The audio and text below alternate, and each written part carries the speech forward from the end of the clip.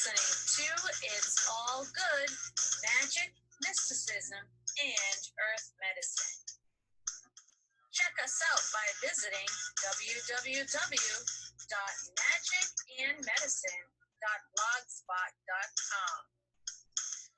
I'm your host, Dr. Candace Nadine Green. Hello, everyone, and welcome to, whoops, hang on, I'm having some issues here with sound. I hope this is the right one. Okay, so hello and welcome to finally episode 100 of Magic and Medicine. We've been doing a lot of stuff lately, working on a new website because the one that we have currently is kind of sloppy and confusing. So this one should be a lot I don't know. I'm having some issues with my background music. So anyway, to continue. So yeah, we've been working on a new website so that it will be nicer and easier to manage because it is kind of sloppy. And if you have to get away from the old, what do you call it? The old, goodness, the old way, the old system that I've been using for such a long time, and it just makes sense to have something better. So I'm excited. It's almost done, and when it's done, then I will put it on the show, and it'll have all the same information, just easier and a lot better to navigate. So it's going to be great, and I'm excited. This show has taken quite a few transformations, and I don't know, part of that I think because my life has been a little bit busy, and it's not like the time when I had my really good podcast, Candidly Candace, which was on Blog Talk Radio. That was an amazing show. And but that show, it sort of got away. I don't really do those things anymore like I did on that show, women's issues and being a spokesperson for, especially for women who've been in domestic violence situations and been abused and things like that. So I've sort of gotten away from that, and I focus more on this mystic life that I've immersed myself in completely this time instead of just half-heartedly.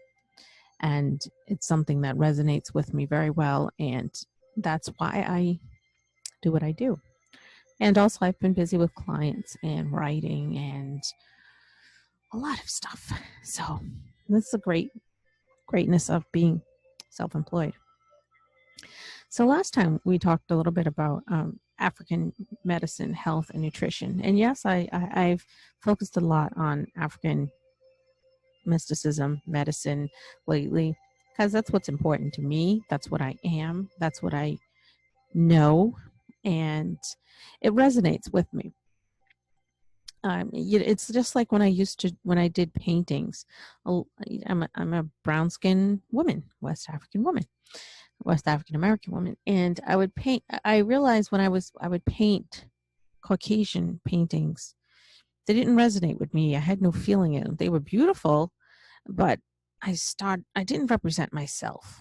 That doesn't say that you have to do that, but I wanted to look at the beauty of my people and talk about my people and portray my people to the world in a more positive outlook, which is why I started to do it. And it just meant so much. There's so many aspects, so many levels, and it's beautiful.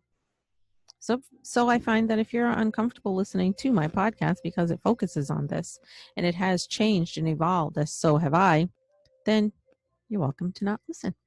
But I do welcome you here and thank you for listening. And I want to talk about medicine, health and nutrition, earth medicine, and just health and nutrition in general.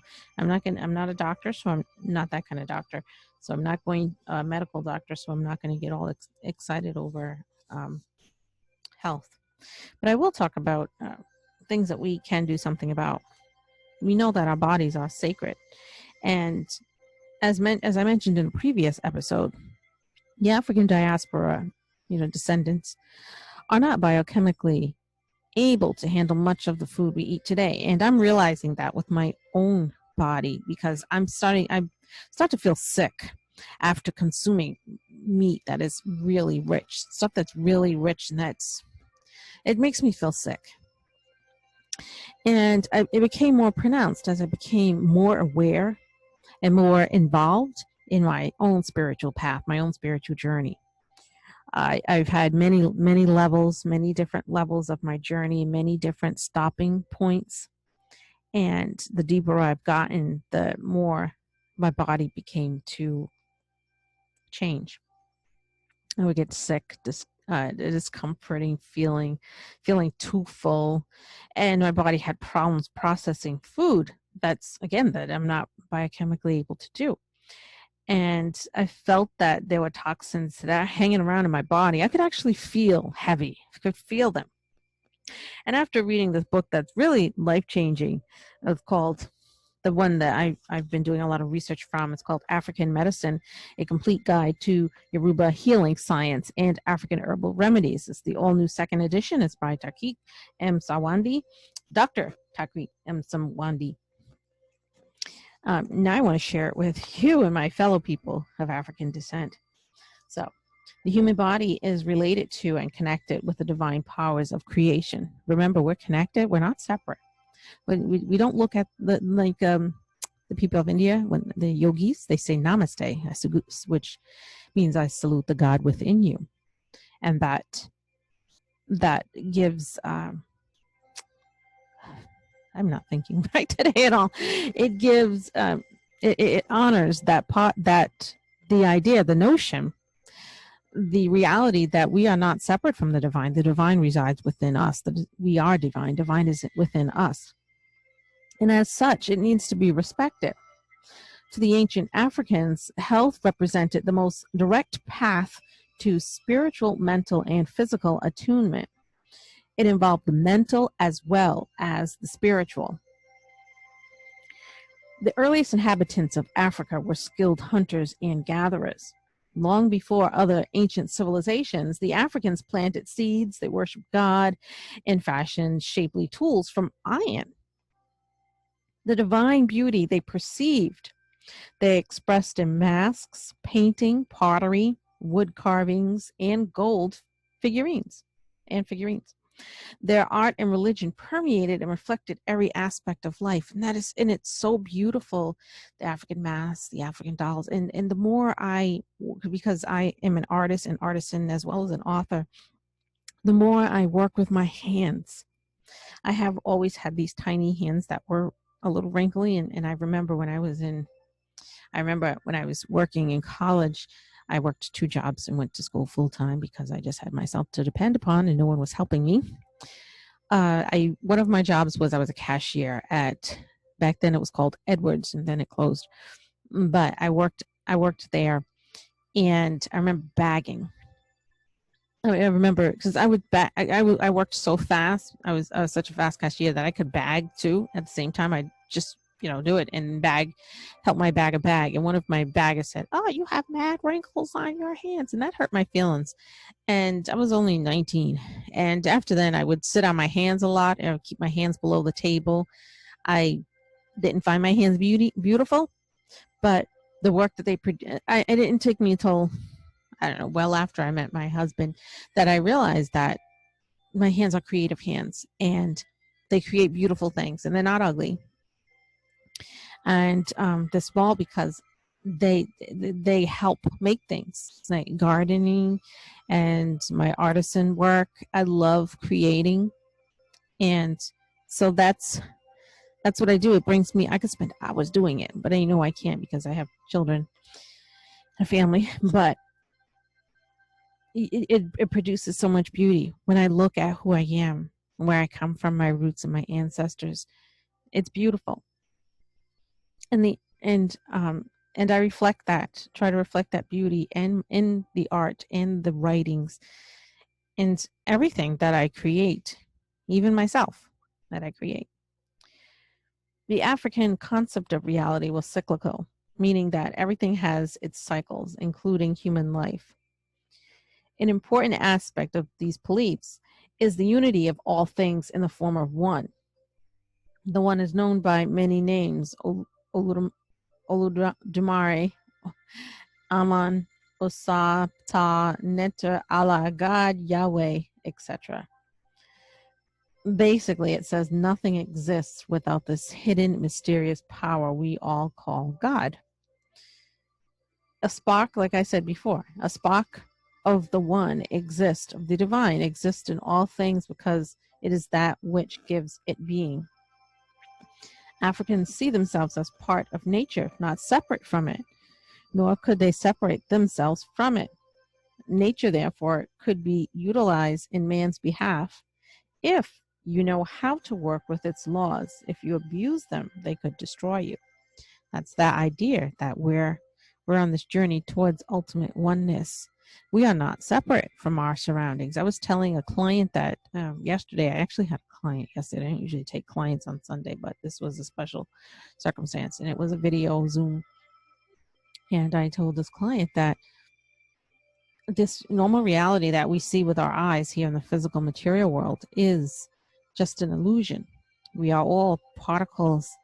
You know, the pencil that you have is part of it, is made from a tree. It has particle, it has living things within it, living atoms and molecules that vibrate at a certain speed level to create the illusion of this pencil. And we, in turn, we also are consisted of particles and molecules, and break them down to where just these small things that give an illusion of a physical form because of the rate of the vibration. And when you come in contact with another person, that's why you can sometimes feel like some energy from another person, because your particles are interacting with their particles. I learned this some years ago. It was an eye-opener. I learned it from Swami Yogatamata. He's a Swami here at a center that I used to attend because I loved his talks, and he talked about that. Talked about the illusion of the physical, and I mean it's a metaphysical concept. We think it's just a metaphysical concept when in fact a lot of the ancient cultures have talked about this very same thing. We need to get back to that understanding. There's a lot of wisdom to be had. Now, Africans, no, I already said that. That was, my notes are just a mess.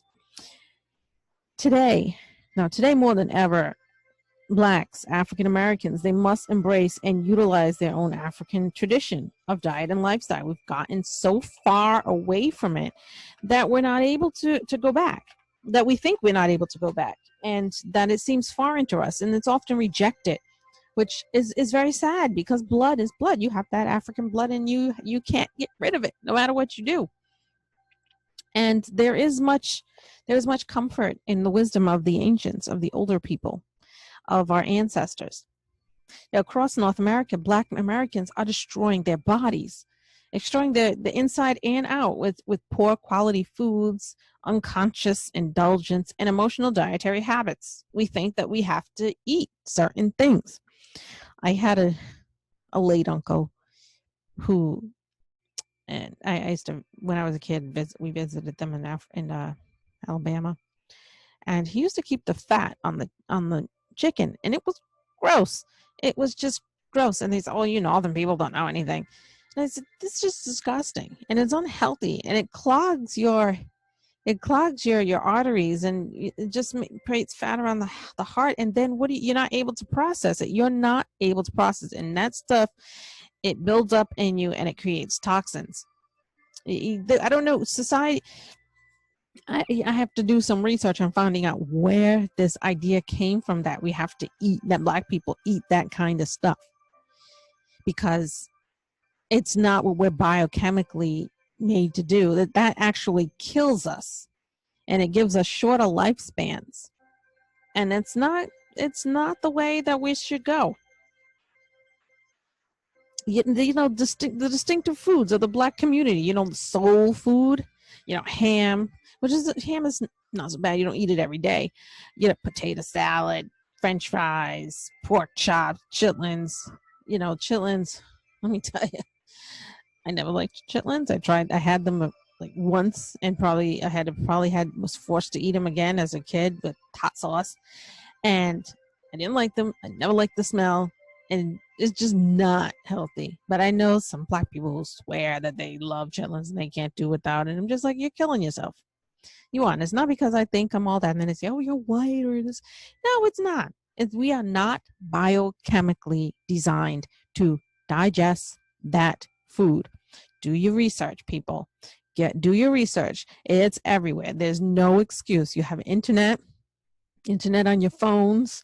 You can go, well, it's COVID time, but still, if you could go to the library, you can go to the library and use a computer, whatever. It's common knowledge. It's common knowledge. And do some research.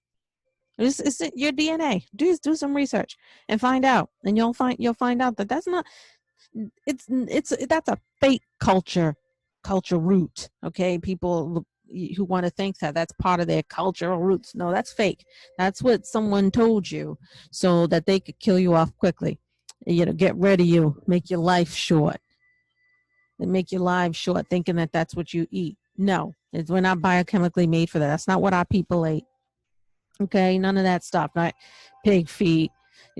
And collard greens with like I make collard greens, but not the way my folks used to make them. Okay, with the fat back in it. No, that's no.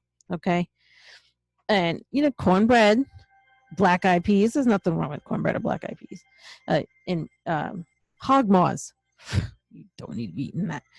All of these foods, it's the way you cook them too. All these foods that cooked in or laced with pork fat, lard, milk, eggs, butter, a little too much salt, too spicy, and lots of sugar. Like I had people put sugar in string beans.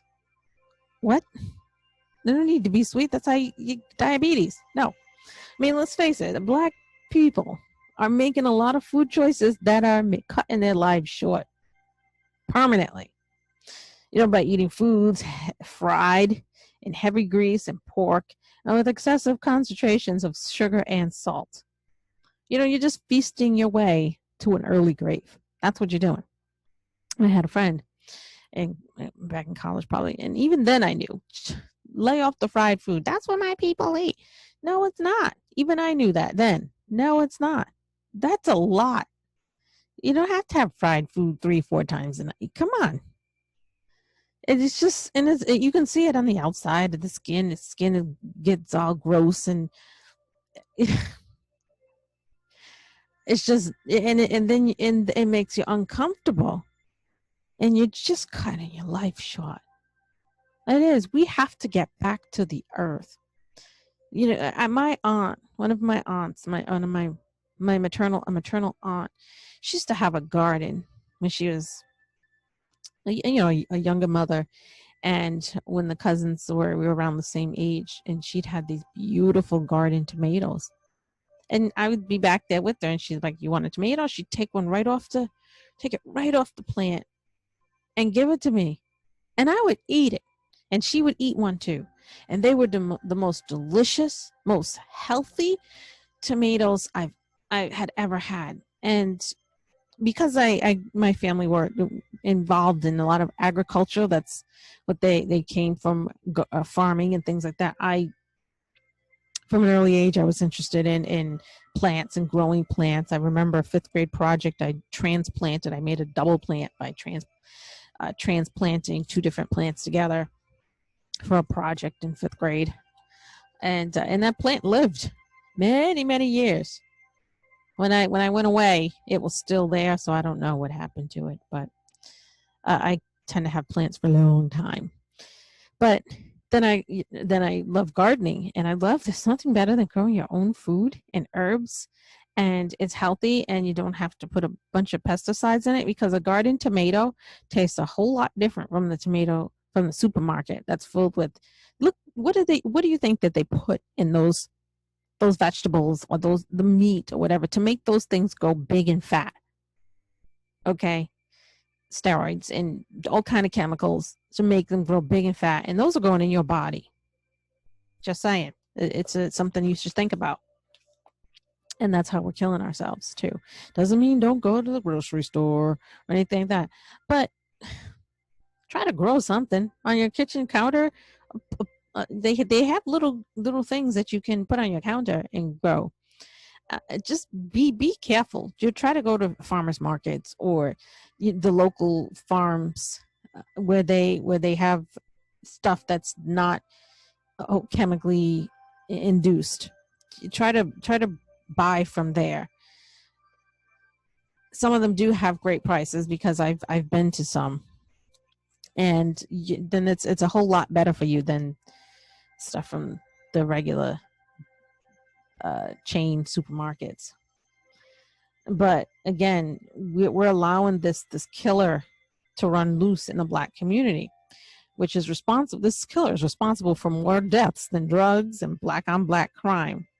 It's responsible for the high incidence of hypertension, infant mortality rates, and the slow, miserable death of many of our senior citizens. And this killer is the diet of African Americans. You ever notice? They ever notice that in predominantly Black communities, there are all the bad food chains, all the bad food places? You ever notice that? Like Popeyes, Kentucky Fried Chicken, or some chicken place. Places so that we could get all those high cholesterol, so we can go to those places, consume that food, and get high cholesterol, blood pressure, diabetes, and have a short lifespan. Ever notice that? I have. Also,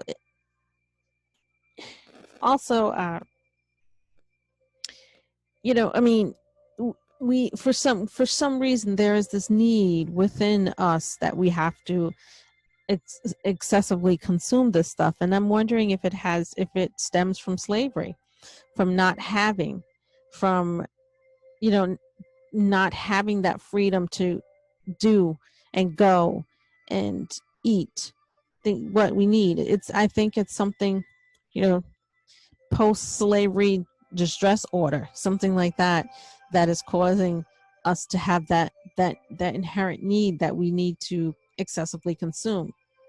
And I know that feeling. I've had that feeling where I had feelings where when I left home, when I ran away because I had to, I had the sense of freedom.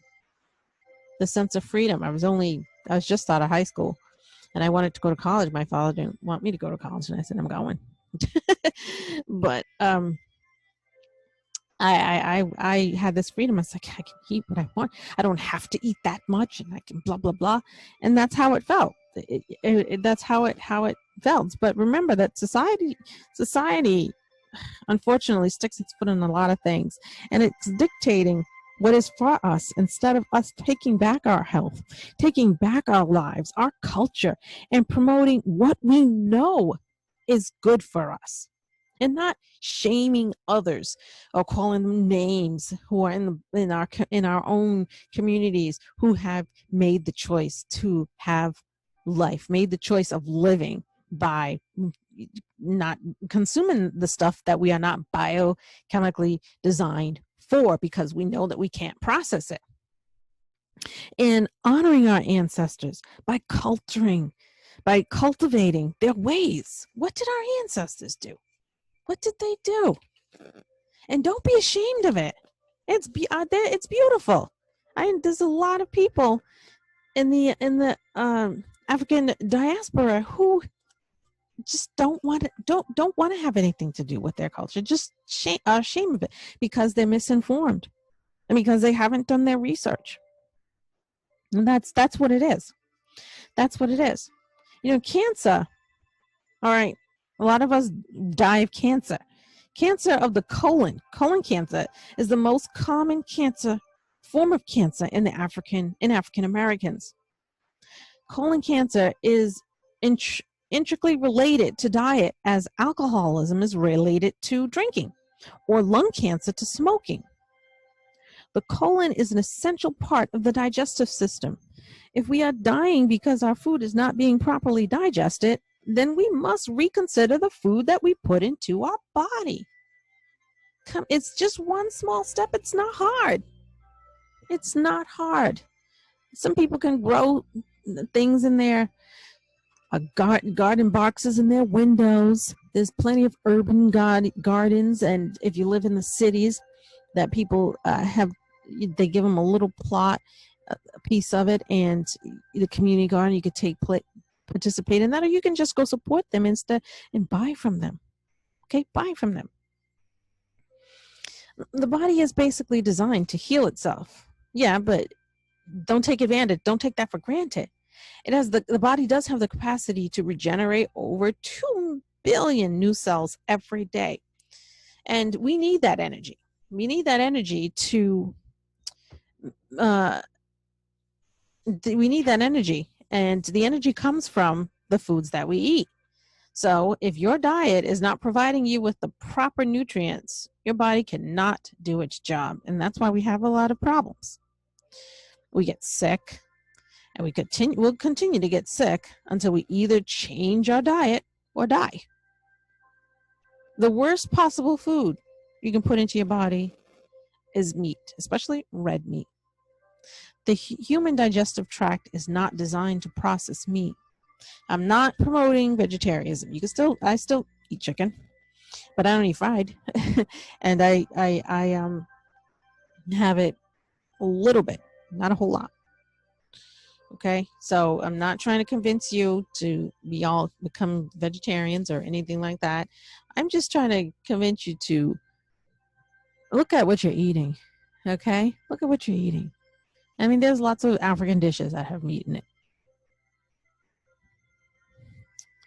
All right, so any food, just remember, any food that stays in your body for more than 8 hours is going to cause problems.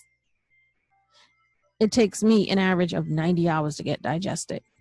And during that time, the undigested pieces will remain in the colon and rot, sending toxins into the body, which slowly kills you. So the soul food that we're so proud of is our worst enemy. The food causes bloated stomachs, varicose veins, swollen ankles, high blood pressure, heart disease, and a number of other related illnesses. Now, I'm not making this up. I researched this information, so I'm not making it up. Okay? And I mean, even though it has never been, they have never, in the ancient, our ancestors, okay, the meats have never played a leading role in the diets of our traditional Africans. Rural Africans consume small amounts of animal protein. Okay, so today, the rural West African today has their diet mainly consists of cereals, green vegetables, peas, beans, and the curds and whey of cow's milk. For bulk, people eat cassava. I love cassava. Cassava, yams, and sweet potatoes. So look, you can still eat that stuff, and that stuff's actually really good for you. It has a lot of nutrients. Again, it is also how you prepare it. If you're going to fry that sweet potato, and yes, there are fried sweet potatoes, you can put it in some coating and fry it. That's not exactly good for you. So today's rural Africa does not suffer from most chronic diseases, which are on the increase in the American Black community and are ever-present plague in modern society in general. So I started to eat more of what my ancestors have eating, because that is my biochemical makeup.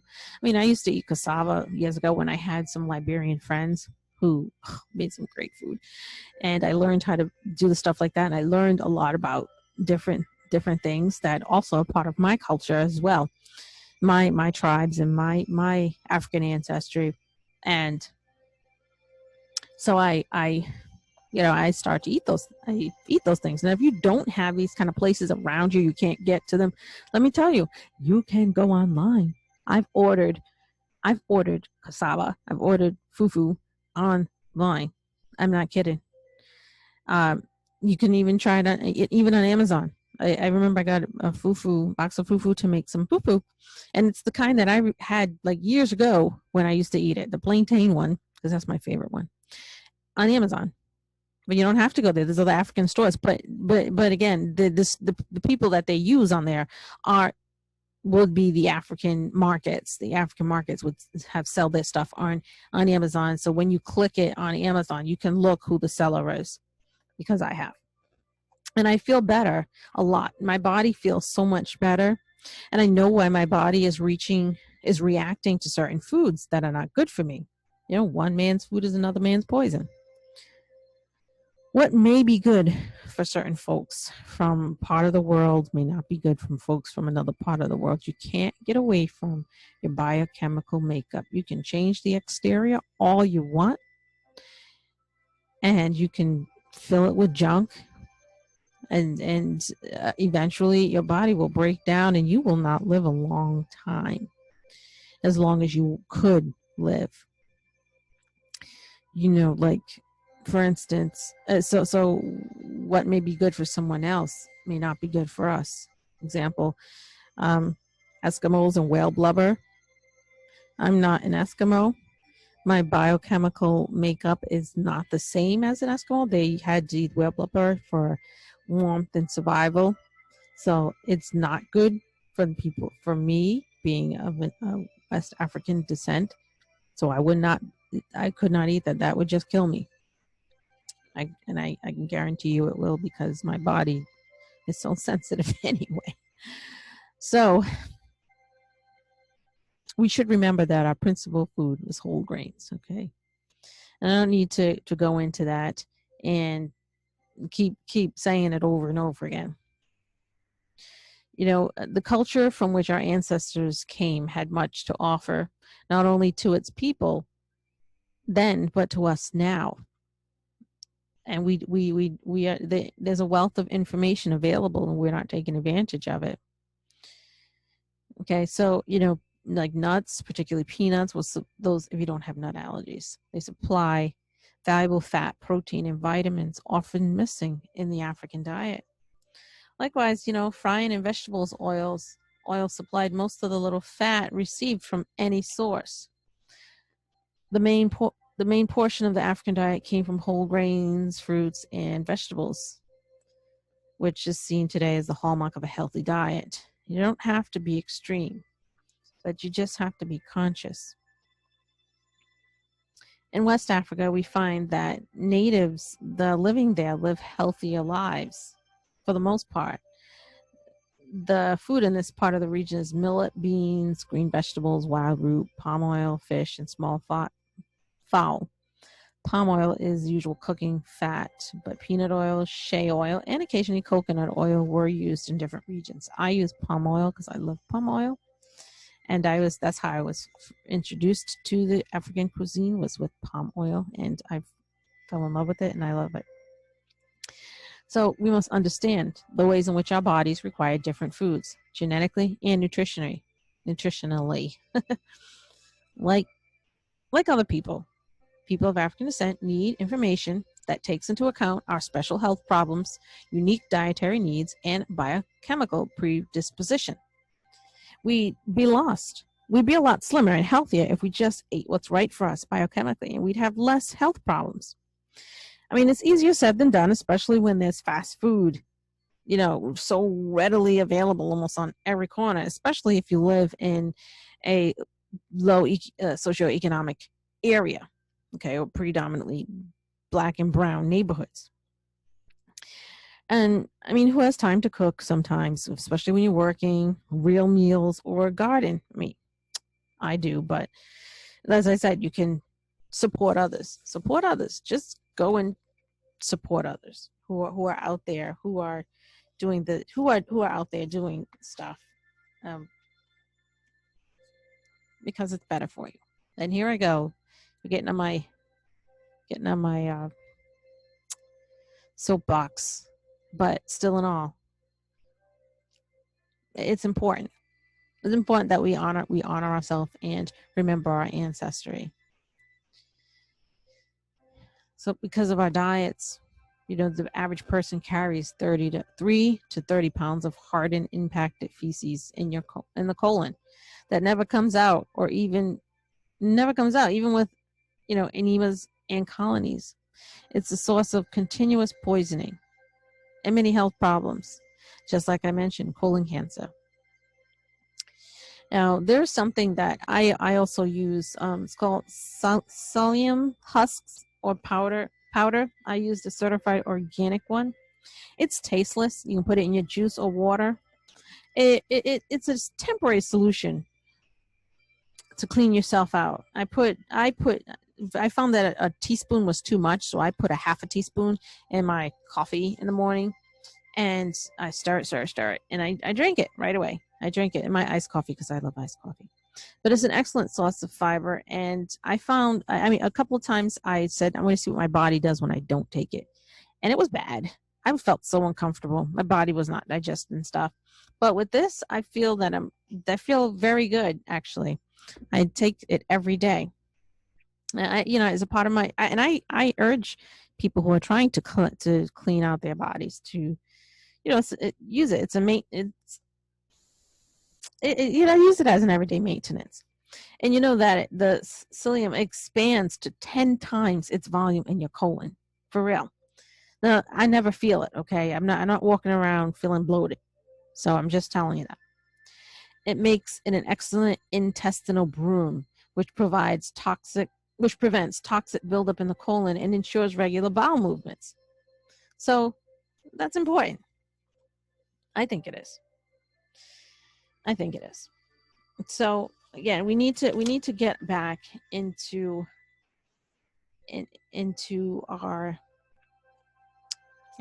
nature. That's what we need. We need to get back down to our roots.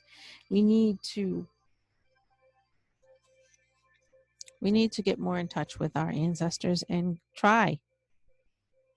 make the effort. African Yoruba medicine deals with the elimination of the root source of the problem.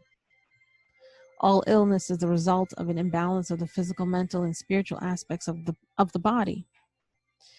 So when a Yoruba healer comes, they cure the person of the symptoms and gets rid of the negative energies.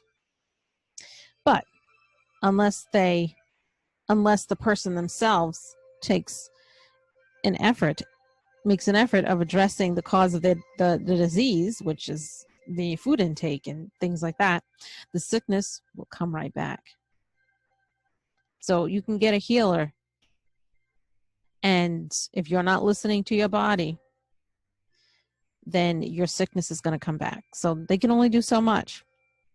Like if you tell a kid, look, don't go out, it's like 20 below out there and you're going outside with no shoes on, you're going to get sick.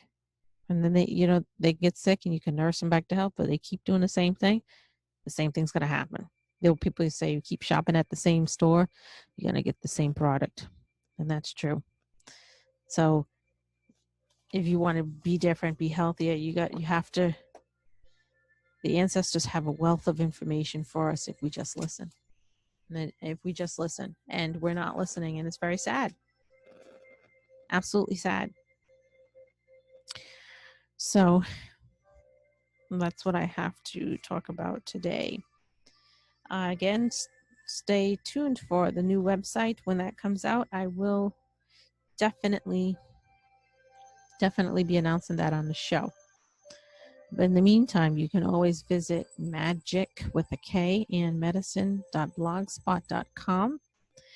And on there, since it's a little bit of a mess, but you can also book me for spiritual consultations. I'll give you consultations. I do quite often, where if you can have some questions about your path or any questions related to hoodoo, African ancestry, or just your spiritual walk, anything. I was talking a couple of days ago with someone about astral projection. They had a lot of questions about that. I also do spiritual messages as well. I do 15 minutes. I do 45 minutes. Oh, I'm sorry, 15 and 30 minutes. And that's per minute. And they're reasonable prices because right now we're in a pandemic and a lot of people are short on money. So thank you for listening. Check me out on all my social media. That's also on the website. And in the meantime, honor and gratitude to the ancestors, and have a great day.